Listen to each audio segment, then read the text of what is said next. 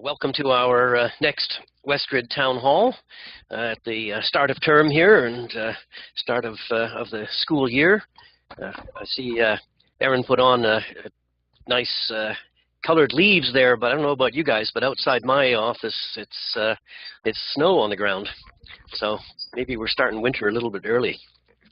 Anyhow, can we go to the next slide there, Alex? So just a few admin ends of things there. You can send email to info@westgrid.ca if you got questions. The group chat on the side is worthwhile. That's where I think we usually get most questions. Or of course you can ask questions directly.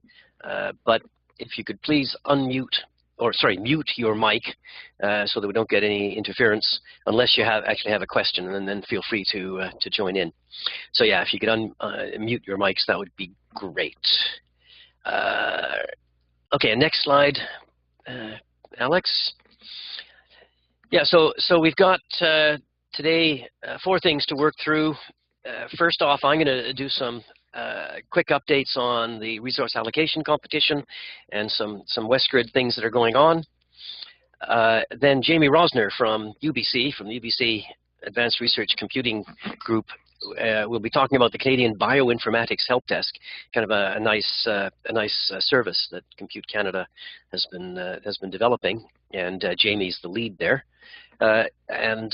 He's going to be a little late today, so I don't think he's here. Oh yeah, Jamie, you're here already. Good. Yeah, but I'll do the RAC first, and then introduce Jamie, and then some of the training events and our competition, the visualization competition from Alex. So next slide. Yeah, so I'll dive in here. So I'm Patrick Mann. I'm the WestGrid Director of Operations, and I've been involved with RAC, the Resource Allocation Committee, RAC, for years now, and we're getting going as usual in the autumn for this next year's for the RAC 2019. So next slide. So I just want to open right away by saying that I'm going to be over the next few weeks doing site visits to all the WestGrid sites and making best practices info sessions face-to-face. I'll be there physically at each of the sites. So overall, each site is a little different depending on who's there and what kind of support they're going to give. But overall, there'll be a little introduction by some of the site teams. Then I'll do a quick introduction to WestGrid, and then we'll spend some time on a RAC best practices. So essentially a kind of afternoon session sitting there. And I'm open to questions. We can work on it. And we started this last year. I did these RAC best practices, and I think it looks like we've been pretty successful then in RAC 2018 with almost every one of our PIs getting something. So that's been great, and we'll keep doing this.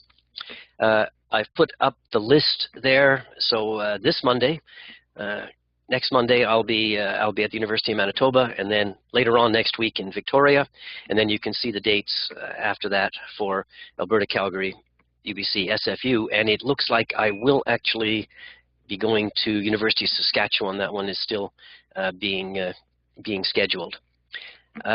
Next slide, Alex. Thanks. Yeah, I want to do one other thing while I'm doing these site visits, and that's that I'd really like to talk to researchers, PIs, essentially anybody who's interested. And these are going to be relatively informal, but just on this slide to set the stage here, over the last few years, the Leadership Council on Digital Research Infrastructure, that's a federally mandated consulting group, set up a report on digital research infrastructure. And that report went in essentially a year ago. It recommended investment in ARC as advanced research computing generally, and research data management. And I think everybody probably on this call knows that that's one of the big things now. Where do people keep this data? What's open? What's not? How do you reuse it? All those kinds of things that's happening all over the world. And then the third component, of course, is the research network itself, Canary, and the local research networks, the provincial ones. And then in March, Cabinet announced $572 million 5-year investment. So a really significant investment into digital research infrastructure. And this is, for us, absolutely wonderful because, as you may know, in RAC 2018, I think I've got a slide shortly, but we really weren't able to satisfy anything like the number of asks that Compute Canada got. So we rather desperately need more. Always need more, even after we've done the complete refresh over the last couple of years. So that's all going on. Got the money, or the money is earmarked, and the ministry, I said, is undertaking over the summer a planning and consultation process. Compute Canada's working on their submissions, and we're hearing still, and mostly rumors from ISED at the moment, but and some formal communications. But this is happening. So essentially, yeah, the Cabinet announced the amounts, but now the ministry actually has to figure out how that's going to be dispersed and what the focus is and what the plan is. So we're kind of hoping that there'll be a few scenarios presented back to Cabinet, and then Cabinet can do its thing and figure out which way we should be going. But I think we're really hoping that at least some of this we can. Shortly, we can use for the physical infrastructure. And then in a kind of related operation, WestGrid itself, as I said in previous town halls, is incorporated, or has incorporated. And the thing for us is that back in the last winter and spring, we finally got the new complete board of directors, a very strong board, and that board has been taking part in a internal strategic planning exercise over the summer. So I've been working on that. Our CEO, Lindsay, and the staff have been working on really where's WestGrid going to go, and things like how would it fit with this digital research infrastructure. Since that's a little bit, since that hasn't reached a really defined operation yet, we're all a little bit up in the air as to where we're going to go in the next in the next 6 months, or even in the next couple of years. So anyhow, so all this is kind of coming together. Plus, of course, we've just done the RAC 2018. We're getting into RAC 2019. All those kinds of things. So I thought if I was going to visit the sites in person, it would be really good if we could sit down with PIs, any researchers interested, and I want to just talk to you and get input about all the things that we're trying to think of. So maybe an hour. Do it after. We'll do it after the RAC presentation, and I'll be really interested in pretty much the whole thing. So we did RAC 2018. Are there anything we should be improving, changing? We've got really limited resources, so RAC 2018 was a real pain, and 2019 will be just the same. It'll be tough, very competitive. Are there things we should be looking at in our approach to that? And then we've put in all these new systems. What did we get right? What did we get wrong? Where should we be going in the future? What are your research needs? I'm pretty sure we'll be doing some surveys and more analysis in the next 6 months as we begin to see more and more if we've got some money and what we're going to do. So yeah, what should we be focusing on, what should we be asking about, all those kinds of things. And then in our relationships with CFI, with ISED, through Compute Canada, we can bring up concerns, we can emphasize whatever needs to be, whatever researchers would like us to mention in those kinds of discussions. So I spent a little bit of time on this particular slide because I really am very interested in essentially sitting down and getting talked at. I want I'll have a little bit of an agenda and just some of these points. But otherwise, I would really encourage any researchers at these sites to come down and sit down and talk with me. And of course, maybe there's opportunity for a little bit of beer afterwards to enjoy ourselves. Okay, so that's what I'm doing over the next few weeks, and I think it'd be well worthwhile you coming in and looking at that. Of course, presentations and that kind of thing will all be publicly available, so you can look at it if you miss it. Next slide, Alex. So just a few of the little details then. The RAC schedule, the fast tracks, and remember those are ones who have, those are the invitations for those who had an allocation last year, and instead of doing a whole new one, they can just tell us that we should be using their last year's one. Makes it kind of simple. The invitation letters for those who are eligible were sent out just a couple of days ago, so you should have got that. The actual submission period starts September 27th. We have two programs, the Resources for Research Groups, RRG, and Research Platforms and Portals, RPP. Both of them start on the 27th. The web forms and such will be opened on September 27th. And everything's due November 8th. So coming up pretty close.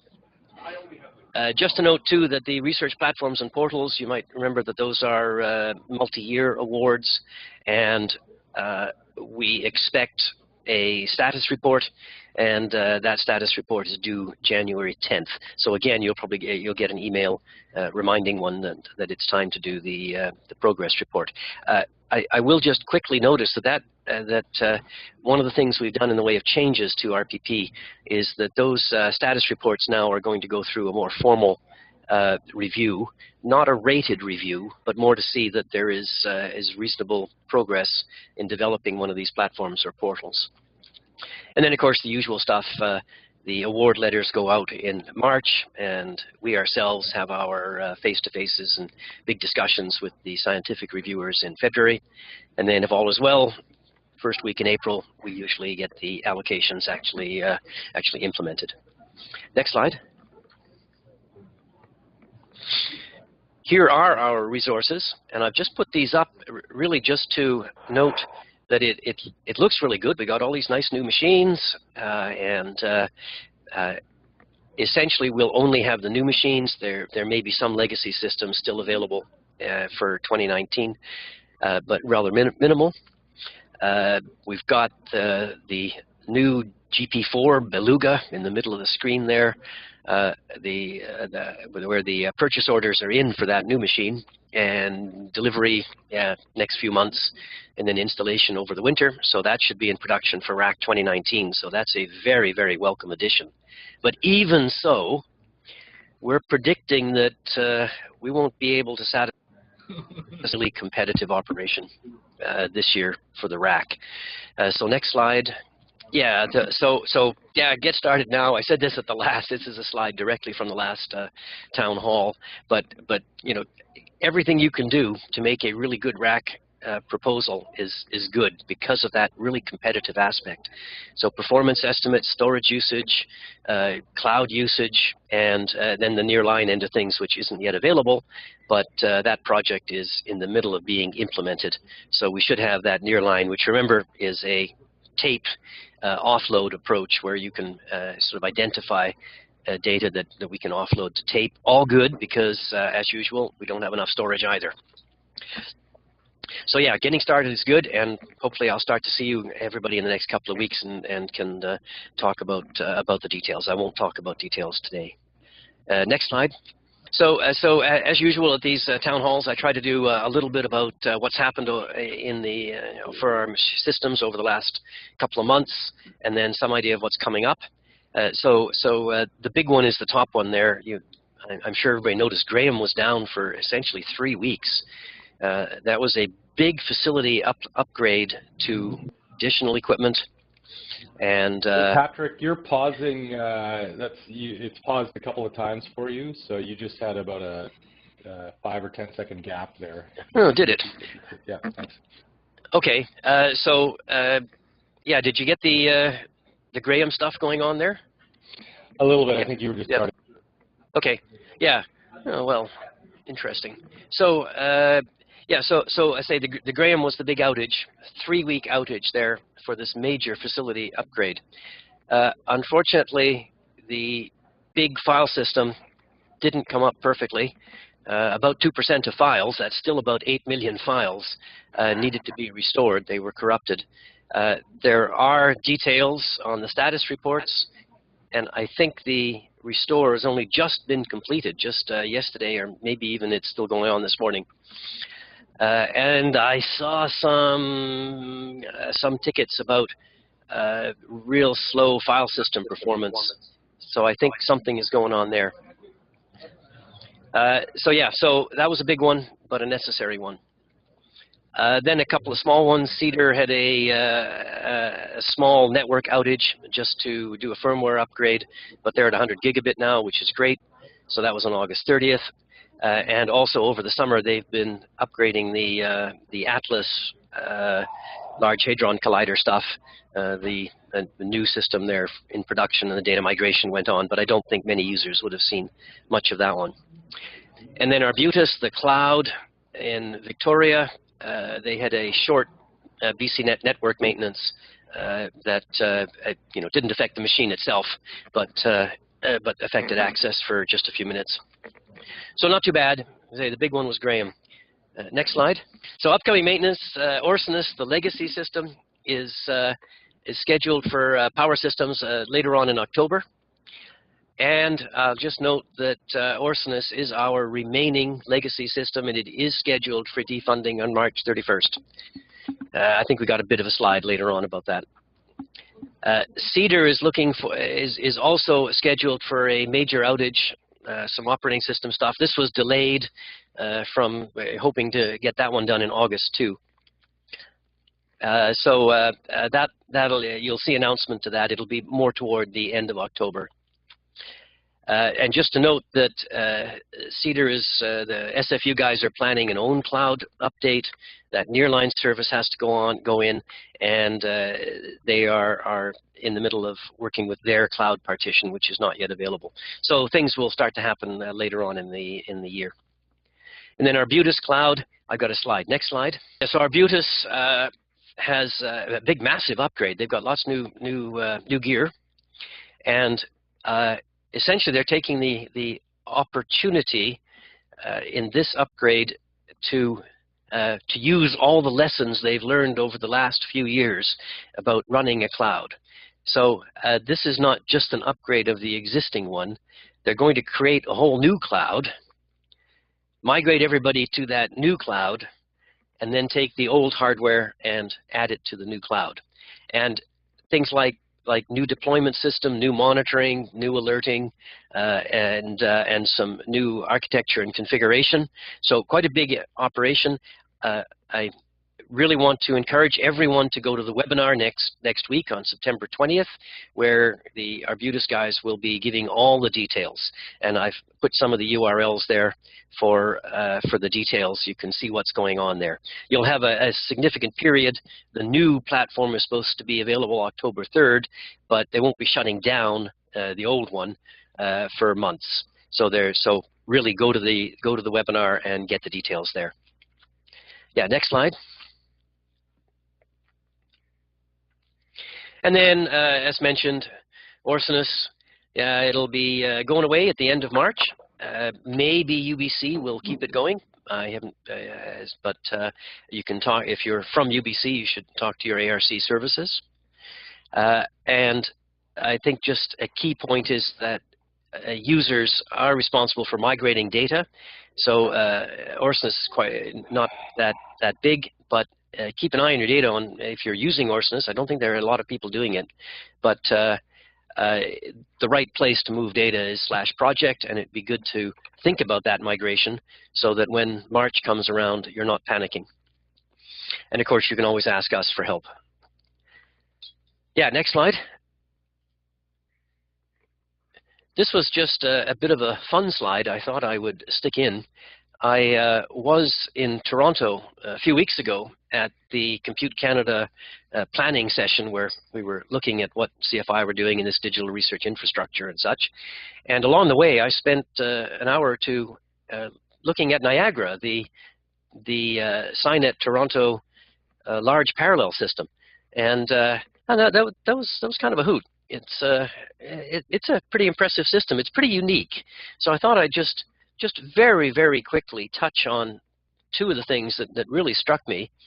One is this interconnect topology, Dragonfly Plus. It's InfiniBand, so very similar to Graham. Yeah, so this interconnect, it's it's a kind of a virtual operation where the edge nodes keep track of the routing. There's no central director. That's really pretty for me when I've got my operations hat on, because if one wants to add nodes, it's relatively easy to do so. You don't have to add more capacity in this very expensive central switch. So it's a very pretty system. But look at the cabling, man. It's cabling goes from any of these node groups to every other one, and you can see in that little quick diagram sort of how that works.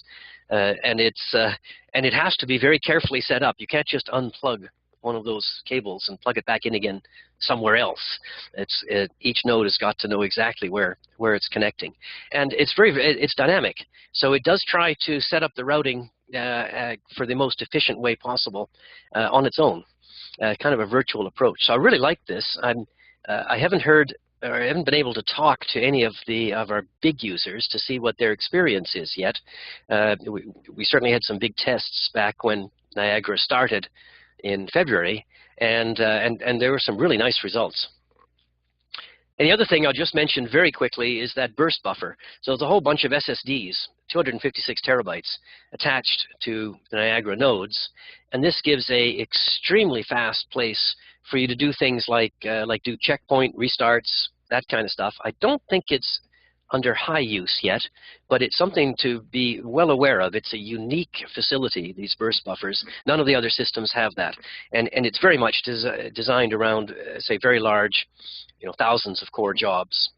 So this was kind of fun. So I just stuck this in, and there's a link there to the SciNet introduction to Niagara, which goes over a lot of these things in detail. Right. So I'm kind of done. I'm going to hand this over at this point to Jamie. Jamie, are you there? I am here. Good. Thanks, Patrick. Okay. Yeah. All right. So, Canadian Bioinformatics Helpdesk.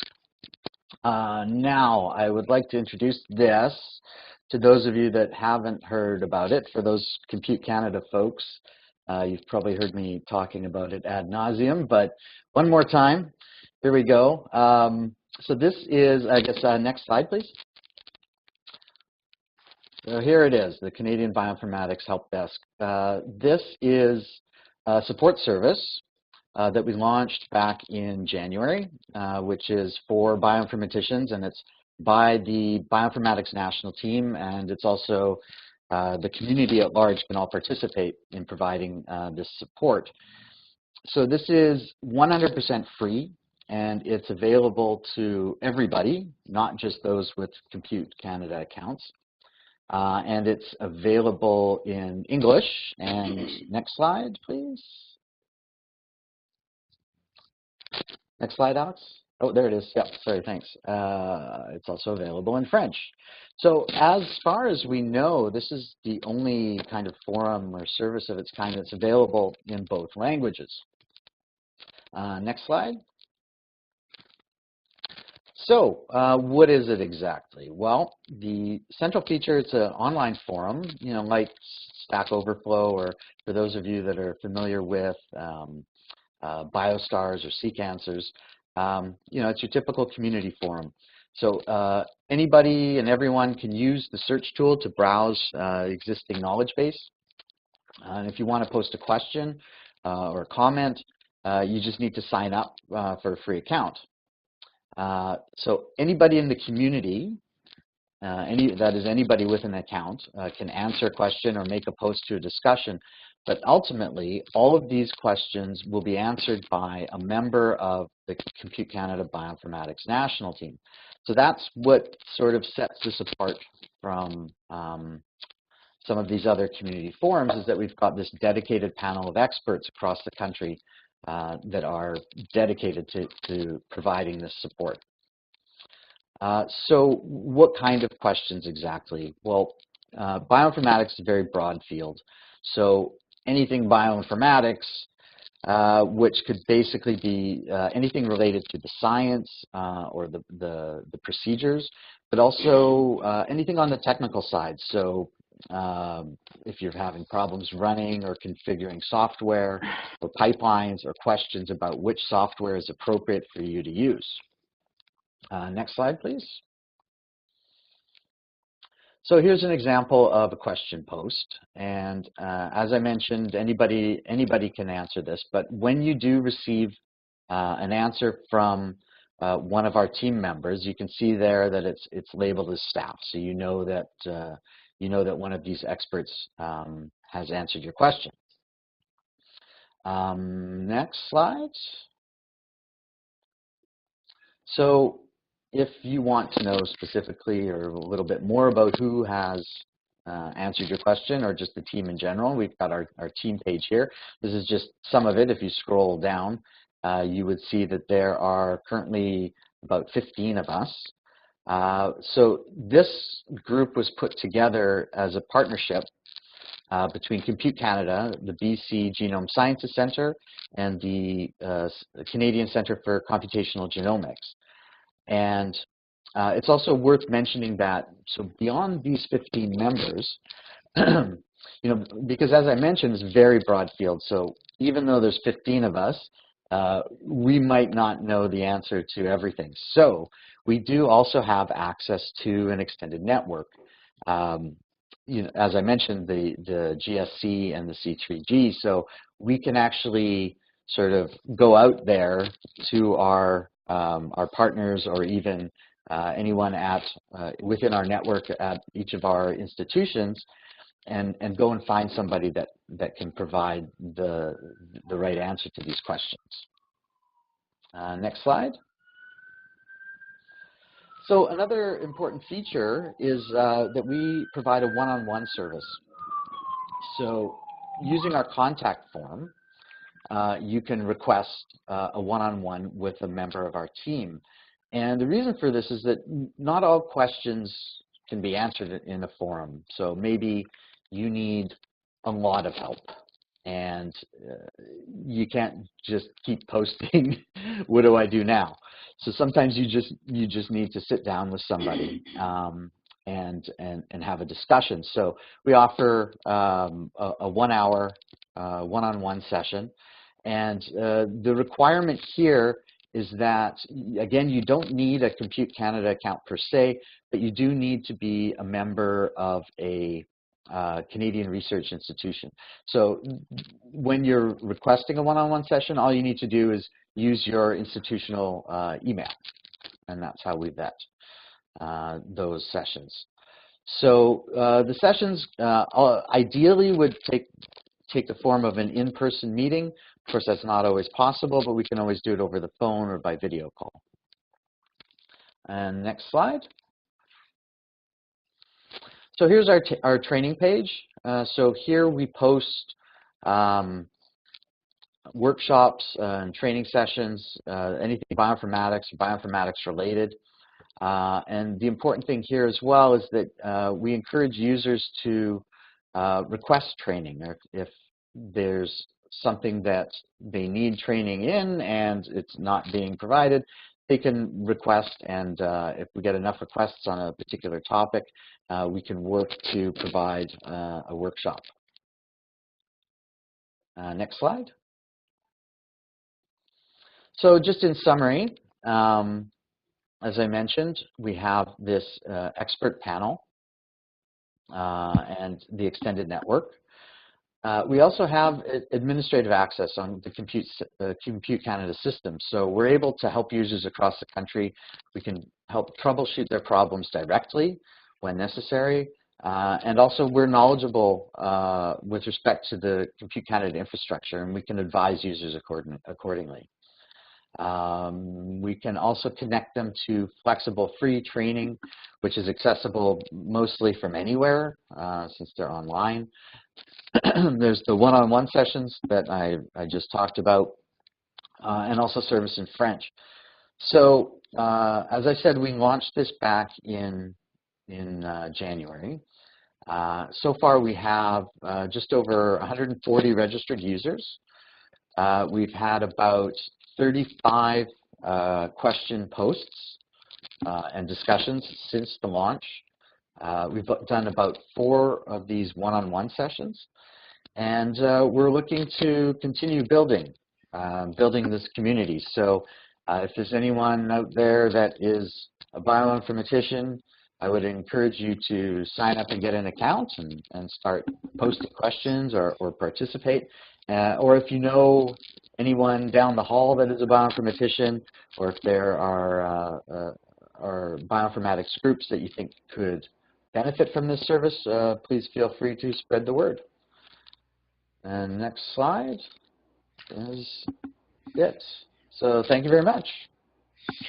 Yeah, thanks, Jamie. That's great, and I think this could be a really interesting development, and we've certainly been asked about.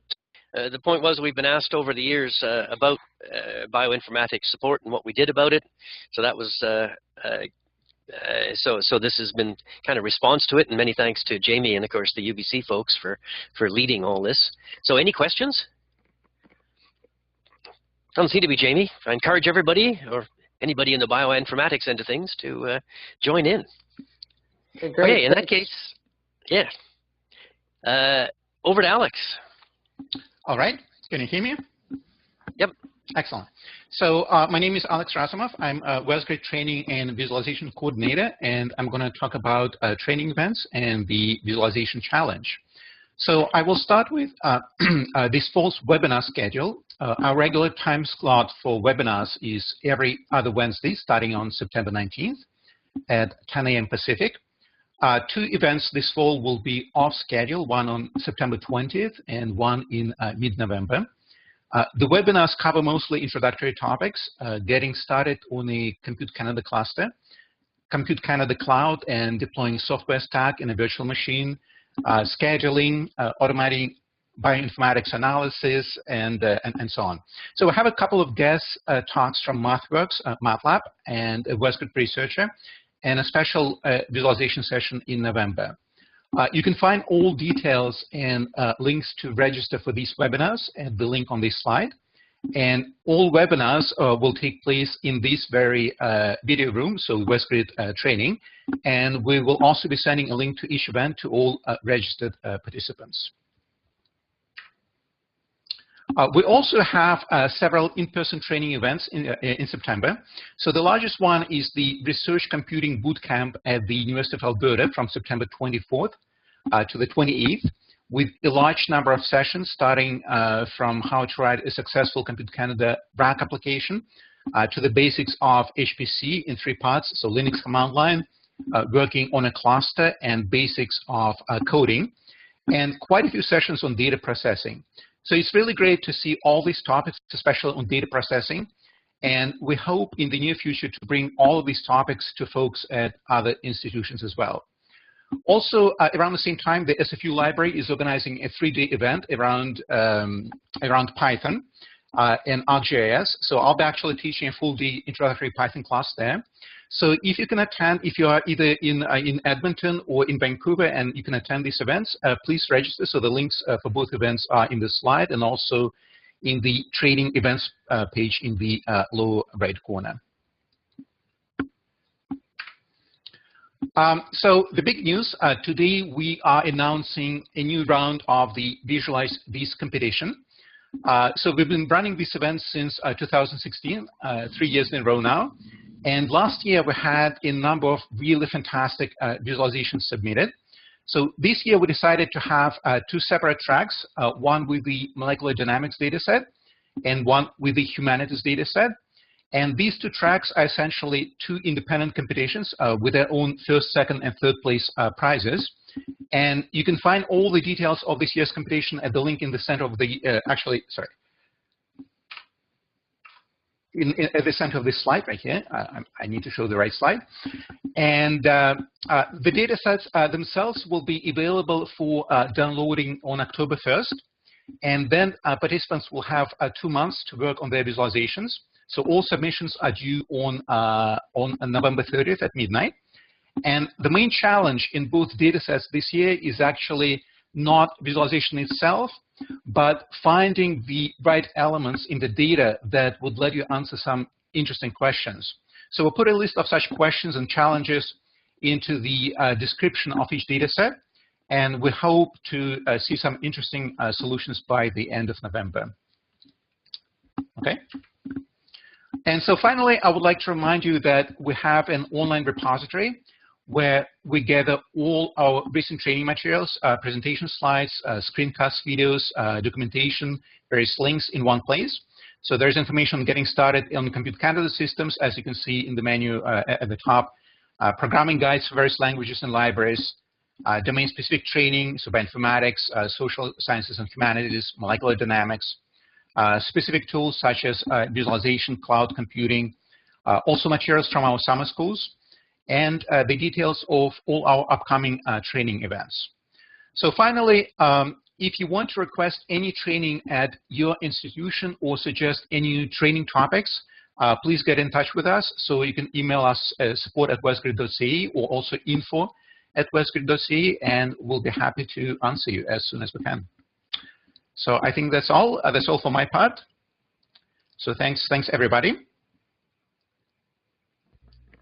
Thanks, Alex. Todd, am I on? Yes. Yeah, good. You are on, Patrick. Okay. Yeah. Thanks a lot, Alex. And I think that visualization challenge again sounds pretty exciting. Yeah. Those are some interesting data sets, I think, that Alex has drummed up from some of our users. Last year, they were kind of classic, but we had some pretty nice prizes going on. So I'd encourage anybody who's got a little bit of spare time to see what they can do with those. Right, I think that's about the end of our town hall at this point. We've got this last slide, of course. Contact us anytime. And the three places there, and of course the Compute Canada the Compute Canada main pages have lots of information too, especially for RAC. So I think we're just about done. I saw there was one question there about the maximum cores on the VM on a cloud, detailed question, but I don't know. And I just noted you can send a note to cloud@computecanada.ca, and the experts will be able to tell you. So any other questions? Right. Well, I think we're about done there. Yeah, thanks, everybody. I think that's good.